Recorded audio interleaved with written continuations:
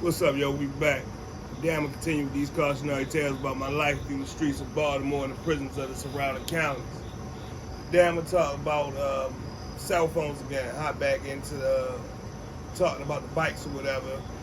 And when I was I ain't even gonna say in a relationship, but you know how I be like what they say, one out cake, eat it too, all of that, whatever.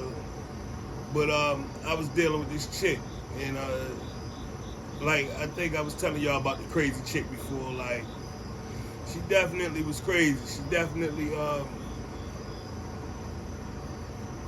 shorty was crazy. But it was something to do. You know, something to help the time go past. Somebody to text. You know, you want somebody to go make a run for you, do a little footwork. You know, you gotta keep that type of stuff in your arsenal for real for the given the situation. But and I was dealing with her or whatever, and she had helped me get my phone set up. As a matter of fact, because she wanted to talk to me. You know, it was she she she was pressed to talk just as much as I was pressed to have be online for real. And when she wouldn't get her way, she'd find a way to get my attention. Now, see, at this prison facility or whatever, they had this dude called, his name was Knight. Man, when I say Knight was a motherfucker, Knight definitely Knight was definitely the one that niggas gonna tighten up if Knight around. But see, Knight worked the day shift for real. So when you would be trying to be laid back on your bike and doing whatever you doing, you ain't really had to worry about Knight too much. And see, the one thing, like my routine, I play chess and man, because this was work release joint. This when I was at work release or whatever, and they had Monopoly there. So like, I would text her like a lot during the day while I be playing Monopoly. You know, I keep the phone under the table and like I'm texting and all that back and forth or whatever. Like, you know, that would eat up big chunks of my day. So I had got into the situation already about the little scrap over the phone. I had told y'all about that. So they already felt like I was on thin ice.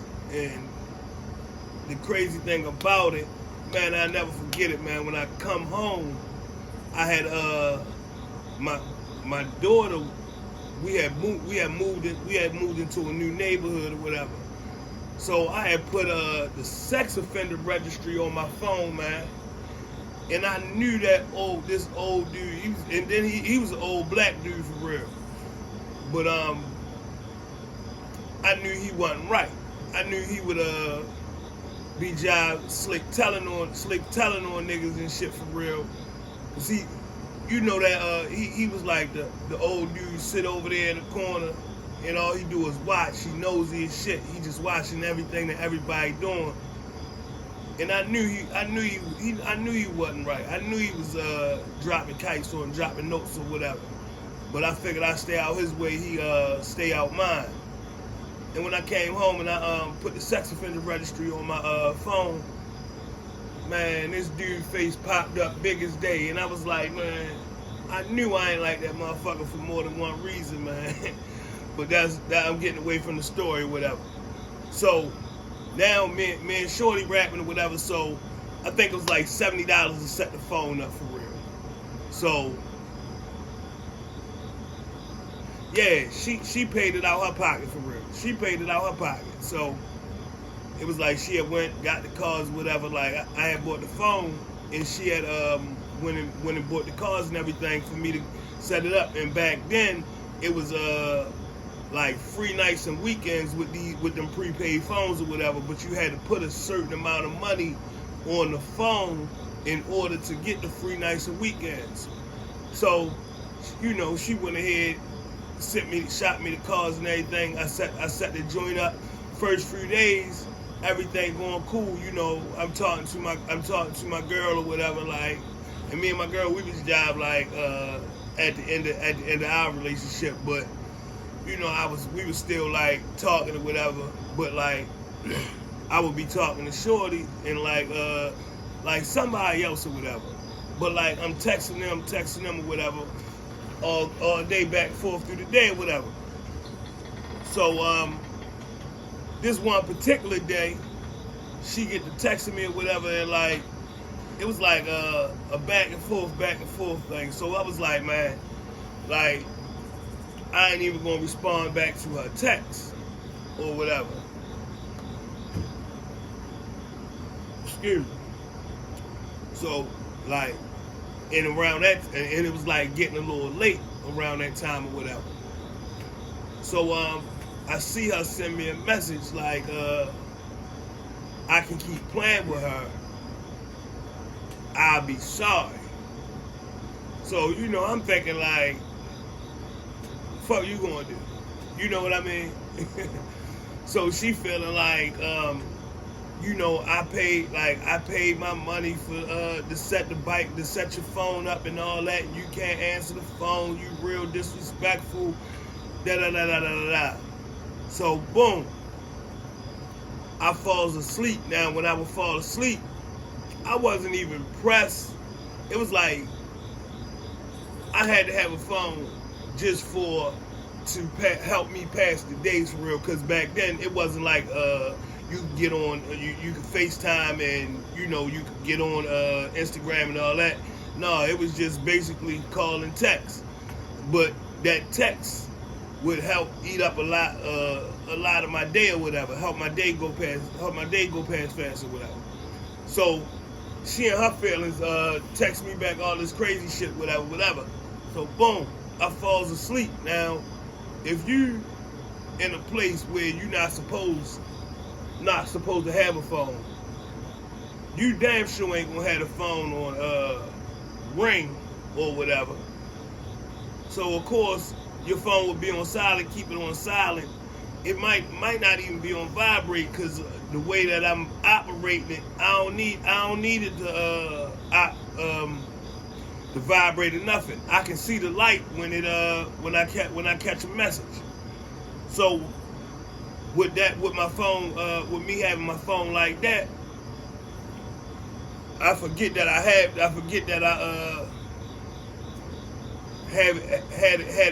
it underneath my pillow. So I'm laid back watching TV and I fall asleep. Now, this is something that I very rarely would do. I would always put it up just cause, or I would let somebody else hold it and let them use it through the night because I'm good or whatever. So when I wake up the next morning, I look at my phone, I got 99 missed calls. So I'm like, this girl crazy. You know what I mean? Like, who sits there and calls somebody 99 times back to back? So, of course, the next day, it's a whole bunch of back and forth, squawking, beefing, whatever. But, like, she want me to get in compliance. And, truthfully, I mean, you cool, but I ain't even gonna lie. I be home in like 30 days, like I was short. So I ain't even gonna sit here and tell you that I'm coming home to you, because I know more than likely I'm not. Like, we dealt with each other when I was on the street, and it wasn't never no boyfriend, girlfriend type thing for real. So I don't even know where you get the idea of that we gonna be boyfriend, girlfriend for real. Now, we always was friends, and just from us being friends, that let me know that we could never be boyfriend and girlfriend. Because like I said, once again, like, Shorty was crazy. Like, if I tell you the up, like, stuff that she did when I was home, like, you'll see to the extent of crazy that I mean. Like, so, like I said, we had it out, like, that day or whatever. And, like, she's zapping out, like, you know, it's like, was that like the princess, the princess when she don't get her way and she used to get in her way, especially with men, and you just not budging, not giving her what she wants. So she gonna figure out a way to hurt you, regardless of if she feel bad in the end or what the case may be. So I falls asleep again the next night, big slipping, phone under the pillow. Lie to you not, 2 nights in a row, fall asleep, phone under the pillow. God is my witness, brother. When I say the first night she called me, I had 99 missed calls. I swear to God, God take the breath out my body right now. I say the second night, yo, it was 100 missed calls. Like, she actually sitting there counting how many times she called me. It was I wake up the next morning, I look, I see I got 100 missed calls from this lunatic, man. So I'm like, man, this shit, like, this, I don't even want no phone. I don't even want no phone, because it's getting to be too stressful. So of course, if you think we had it out the first day, we definitely had it out the second day, and I'm sure I was dragging, telling her all kind of, you know, whatever, saying whatever. It don't even matter. I don't even care. So, you know, when a person feel like you don't care and they can't hurt you no type of way, they gonna try to find a way to hurt you. Just so happened God was on my side this night. Like I said, the dude Night, let's say niggas ain't play with Night, like, yeah, you gonna tighten up. If Night in the building, niggas gonna tighten up, because that was a pre-release work release, and everybody was so close to going home, and Night was the type of petty nigga he wanna fuck your bit up. He wanna lock you up and send you back and take your good days. That's the type of dude he was. So me, unbeknownst to me, not knowing that she actually calling up to the prison and telling them that, giving them my name and telling them that I got a phone. So Night stayed over, because, like, he was like the ultimate, like, and I guess he felt like a motherfucker not gonna do the job as good as him. Y'all might let him slip through the cracks, or one of y'all might be cool with him, whatever the case may be. But since that shit came across his watch, came across his desk on his watch, he was going definitely, he figured he was going to put me together. Like I said, God was on my side that night. We had this surge spot for real. So I put the phone up in the spot or whatever. I falls asleep. I'm asleep. I feel somebody come and kick my bump. Like, one thing about prison, like, you don't sleep hard and you don't sleep heavy. Like, basically, you sleeping with one eye open. So when when I feel somebody kick my bump, I straight jump up. But I jump up, and as I'm coming up out the bed, I'm slowing my roll, because I'm like, oh, what the fuck y'all doing here? Like, that's how much, like, niggas ain't play with y'all. Like, he was a motherfucker. Like, sure enough. Like, he's gonna fuck your shit up. So, he like, yeah, stand up and put your hands behind your back. I'm like, what's going on? He like, stand up and put your hands behind your back. I'm like, all right, cool. So he put the cuffs on me or whatever. He like, yeah, step out. So I step out. He tell one of the other COs, take me around to the bathroom, strip me out, you know, strip search me or whatever. So they strip search me and everything. I, you know, give the whole little rundown, strip search, drop squat, all that other little bullshit, whatever. So you bring me back to my bunk area. They sit me in the chair. Bro, when I tell you, like, it ain't like no cell, no nothing like that. It's an open bunk area, so you can't get charged for nothing that's not found in your bunk area. When I tell you, my man tore that bunk area up, like he got the locker upside down. Like, he's determined to find this cell phone, man. Like, sure enough. So after he don't find shit, like, he mad. He like, take me upstairs to the captain's office. I'm like, man, like, what the fuck? You know what I'm saying? Like, they really try and jam a nigga. So I gets upstairs or whatever. He like, man, why I keep having problems out of you with cell phones? You know, nigga play stupid, don't know what they talking about, whatever. He like, well, obviously, you had to have a cell phone to be calling, and he say the chick name or whatever, cause they called up here and she not on your call joint. Now, see, this is where I was slipping at.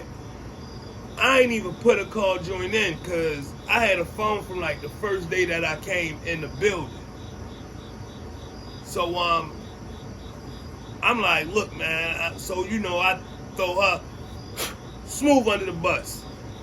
Man, look, that's a chick that she just mad because we had wrote. I had wrote and let her know, you know, I got a new girlfriend. I ain't dealing with her when I come home.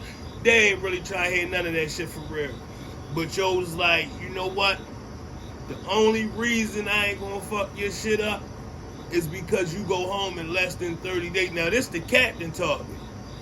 And the captain telling me like, yeah, because this was the second incident. You remember the first joint was fighting, so the second one was Shorty calling up there. But he like, the only reason I ain't gonna do that to you because you go home in like less than 30 days. I see you already put in for home detention and everything. He like, they come past your house and all that. And I'm like, yeah, you know, yeah. Like, if you really gonna cut me some slack because of that, yeah, I'm about to be out your prison. I'm about to be out your prison real fast. Like, in the next couple of days, man. What's up? So he like, I'm gonna tell you this. If I get if I hear anything, one more thing about you though, man, you won't be going home on that box. So I'm like, yeah, man, you ain't gotta worry about me, man. Matter of fact, man, I'm asleep for the rest of the time I'm here, whatever. But yeah, man, that's basically the story. And then, you know, of course she tried to play stupid. Like, she was so mad.